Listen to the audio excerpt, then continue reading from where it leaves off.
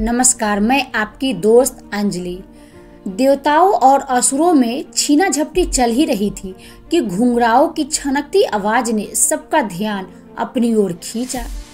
इसकी वजह से बहुत देर से हो रहा संघर्ष रुक गया। दोस्तों, ये मदमाती आवाज मोहिनी की थी, जो अप्सराओं से भी अधिक सुंदर थी। उसने आते ही देवों और खास करके असुरों पर ऐसा प्रभाव जमाया कि वे सब उसकी बातों में आ गए और अमृत कलश उसे ही सौंप दिया। असुरों ने कहा कि हमें ये अमृत नृत्य करते हुए पिलाओ, लेकिन मोहिनी ने शर्त रखी कि मैं इसे देवताओं और असुरों में बराबर बांटकर पिलाऊंगी। असुरों पर उसका कुछ ऐसा प्रभाव था कि वे उसकी बातों में आ गए। ये मोहिनी कोई और नहीं बल्कि भगवान विष्णु का ही एक अवतार था, जिसने सबको अपने वश में कर लिया था। मोहिनी ने अमृत पिलाना शुरू किया और वह देवताओं को अमृत पिलाने लगी। जब असुरों की बारी आती तो वह उन्हें मदिरा पान करा देती थी। ऐसा क्रम कई बार चला, लेकिन असुर सेनापति स्वरभानु को कुछ शक हुआ और वह देवताओं का रूप बनाकर उनकी ओर बैठ गया। ये वही जगह थी जहां आखिरी में सूर्य और चंद्र बैठे हुए थे। चंद्रमा अपनी पंक्ति में आखिरी थे।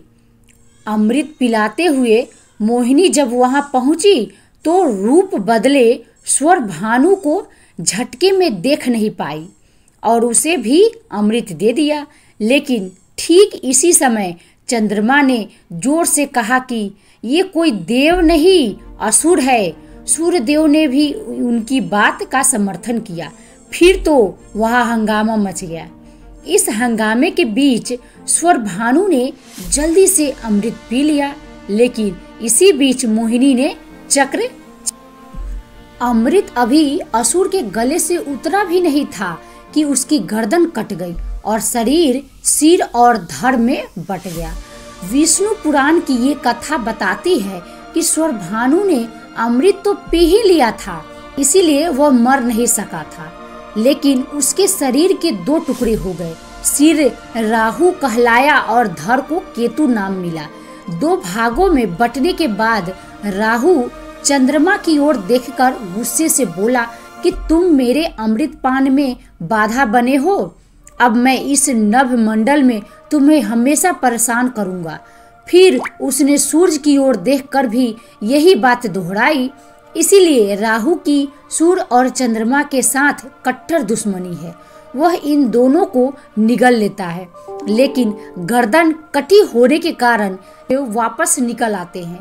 पुराणों में सूर्य और चंद्र ग्रहण का यही कारण है। सागर मंथन के साथ प्याज और लहसुन की भी दंत कथा जुड़ी हुई है। कहते हैं कि जब विष्णु जी ने चक्र से स्वरभानु का गला काटा तो उसका पिया हुआ अमृत अभी मुंह में ही था। उसने उसे उगल दिया। वह उगला हुआ अमृत धरती पर गिरा तो वहां प्याज लहसुन के पौधे जम गए।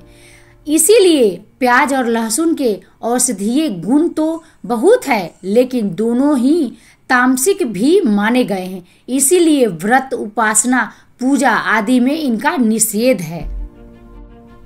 दोस्तों, ये वीडियो कैसा लगा आपको तो प्लीज हमें कमेंट में जरूर बताइएगा और वीडियो को ज्यादा से ज्यादा शेयर करिएगा।